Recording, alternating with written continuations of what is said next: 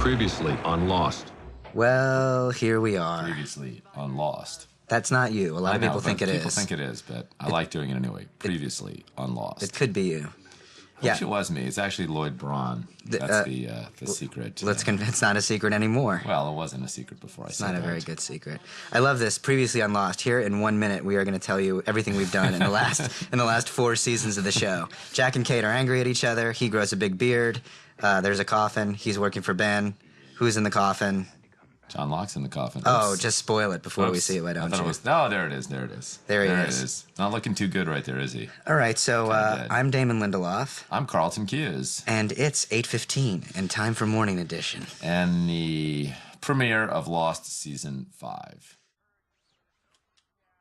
But most importantly, when we sat down and started talking about Season 5, we said we have got to get that beard off of Jack. So mission accomplished there. There it is. So obviously Sun, we established, had this very mysterious scene in the finale from the previous year with Charles Widmore. So now this is kind of the continuation of that conversation.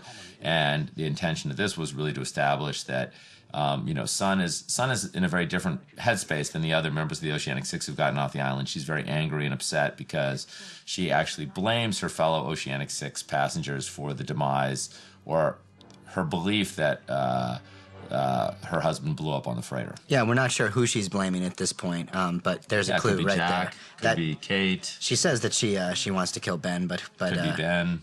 Who knows? Yeah. When people say things on this show, you never know if they can be trusted. Is that we wanted this season to put Jack in a position where other people were making decisions for him, where he's being told what to do.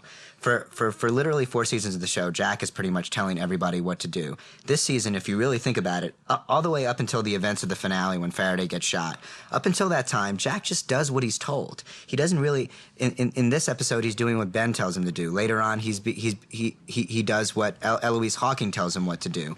Then when he gets to the island, he just sort of sits around and pushes around a mop until Faraday comes and tells him what to do. And we felt it was really cool to give our leader a break. Because of what's coming in the final season of the show, he just kind of needed to go with the flow for a year. One of the other things that was interesting and one of the virtues of minicamp was we were able to kind of detail out the interaction of these characters off the island with John Locke, who leaves the island after them and then comes to visit them. And we knew that this took place, but part of what we did in minicamp was try to decide when are we actually going to tell that story. And we came fairly quickly to the conclusion that it would be way too complicated to try to insert off-island Locke into this premiere in that fashion, but it would be more beneficial to sort of play Locke's journey off the island as sort of a mystery. So we knew what was going to happen, and it informed all of these character stories, but we had already kind of come to the conclusion that we would do a sort of concept episode about 6 episodes in, and that would be when we would tell the story of Locke's journey. So we would now be progressing the story of the Oceanic Six off the island, and then the sort of capper to that would be,